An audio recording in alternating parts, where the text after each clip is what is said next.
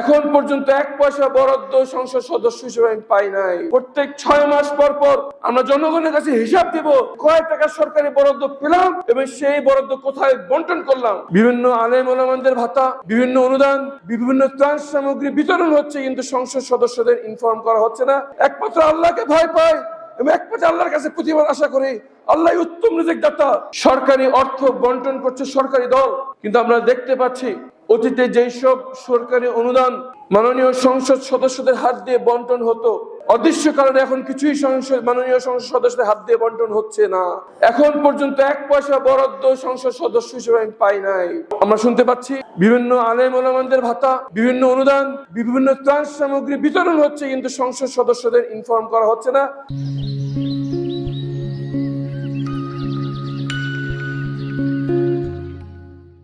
আমাদের দায়িত্ব আপনাদের দেখে রাখা, আমাদের দায়িত্ব দুঃখে কষ্ট আপনাদের পাশে থাকা। অতীতে আমরা আমাদের ব্যক্তিগত এবং দলীয় তহবিল থেকে যতদূর সম্ভব আপনাদের পাশে ছিলাম। আজকে ঈদ উপলক্ষে আপনাদের পাশে আমরা এসেছি। এখানে 1 পয়সা সরকারি না, এটা পুরাটাই আমাদের সহকর্মীদের, আমাদের অনুরাগীদের, যারা আল্লাহ সন্তুষ্টির জন্য আপনাদের পাশে এসে দাঁড়িয়ে আছেন। আমাদের যতটুকু সামর্থ্য আছে তা নিয়ে আপনাদের পাশে ছিলাম, আছি এবং থাকবো ইনশাআল্লাহ। এবং সরকারি বরাদ্দ যখন আসবে তা একদম ইনসাফের সাথে প্রত্যেকটি পয়সার হিসাব দিয়ে আমরা বিতরণ করবো ইনশাআল্লাহ। আমরা জানি একদিন আল্লাহর সামনে দাঁড়াতে হবে, আল্লাহর সামনে হিসাব দিতে হবে। সুতরাং আল্লাহ রসুলের নির্দেশ, হিসাবের কঠিন হিসাবের দিনের আগে নিজেরাই হিসাব তৈরি করো, যাতে সেই দিন তোমরা হিসাব দিতে পারো। সেই প্রস্তুতি হিসেবে প্রত্যেক 6 মাস পর পর আমরা জনগণের কাছে হিসাব দেব যে কয় টাকা সরকারি বরাদ্দ পেলাম এবং সেই বরাদ্দ কোথায় বন্টন করলাম। ইনশাআল্লাহ প্রত্যেক 6 মাস পর পর আপনাদের আমরা হিসাব বুঝাই দেবো ইনশাআল্লাহ। আপনারা ভাইয়েরা বোনেরা যারা কষ্ট করে বস্তিতে বসবাস করেন, মনে রাখবেন রেজেকের মালিক আল্লাহ। যার রেজেক যেখানে লেখা আছে তার কাছে সেটা পৌঁছে যাবে ইনশাআল্লাহ। দোয়া করবেন আল্লাহ যেন আমাদেরকে হেদায়েত দান করেন।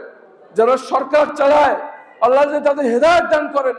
তারা যেন দলীয় স্বার্থ এবং লোকজন নিজেদের দলীয় কর্মীদের স্বার্থ না দেখে আল্লাহর সামনে দাঁড়িয়ে যে হিসাব দিতে হবে সেই দিনকে ভয় করে ইনসাফের সাথে বন্টন করে। এই দোয়া করবেন তাদের জন্য, আমাদের জন্য ইনশাআল্লাহ।